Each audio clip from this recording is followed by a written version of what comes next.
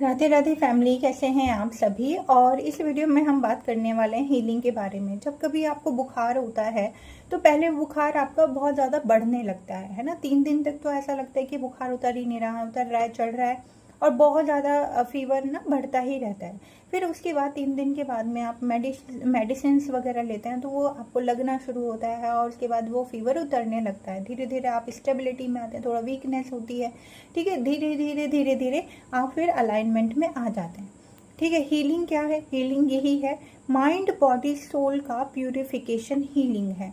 मैं अपने शब्द में बोलूँ कि हीलिंग एक अवेकनिंग है जो आप चूज कर आए हैं। अब हीलिंग बहुत सारे मेथड हैं हीलिंग के।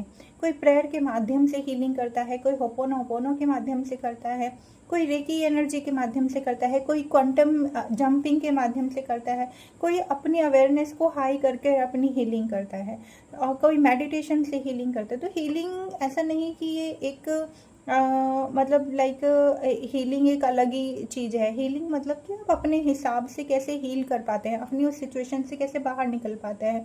कोई पैट्स के साथ में कनेक्ट करके अपनी हीलिंग कर लेता है। तो सबका अपना अपना पाथ है।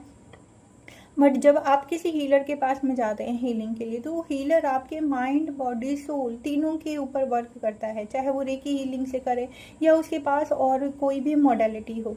तो हीलिंग मतलब है समुद्र मंथन। जैसे फीवर में स्टार्टिंग में फीवर बढ़ता जाता है, बढ़ता जाता है, सारे टॉक्सिन्स हैं जो वो बाहर निकलते हैं, ठीक है। एक फिर वीकनेस आती है, मेडिसिन लगना शुरू होती है, ऐसी ही हीलिंग है।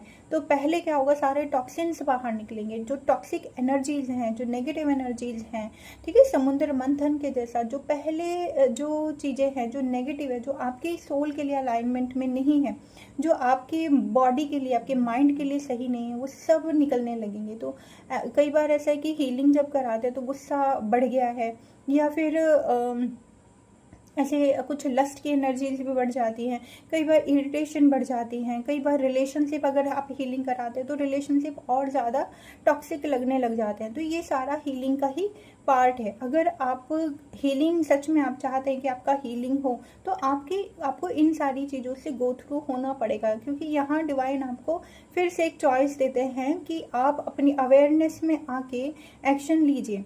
मान लिया आपको हीलिंग के दौरान गुस्सा आ रहा है, तो आप अवेयर रहें कि यस, मेरी इस टाइम पे हीलिंग चल रही है, जस्ट मैं डिवाइन से ज़्यादा कनेक्ट रहूँ, मैं होपोनोपोनो प्रेयर ज़्यादा करूँ, ताकि ये जो टॉक्सिक एनर्जीज मेरे ऑरा में बनी है इसको मैं रिलीज़ कर पाऊँ।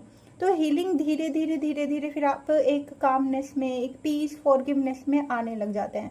तो हीलिंग आपकी अवेयरनेस और जो हीलर है उसकी प्रेयर्स या उसकी जो एनर्जी है